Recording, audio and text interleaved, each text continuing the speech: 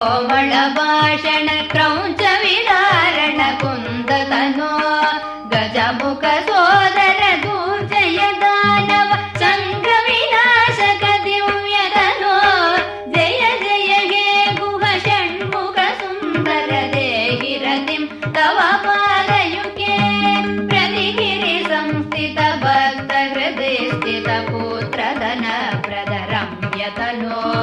भवभयमोचक भाग्य विदायक भूसुतवार सुपूज्यतनो बहुभुज शोभित पंथ विमोचक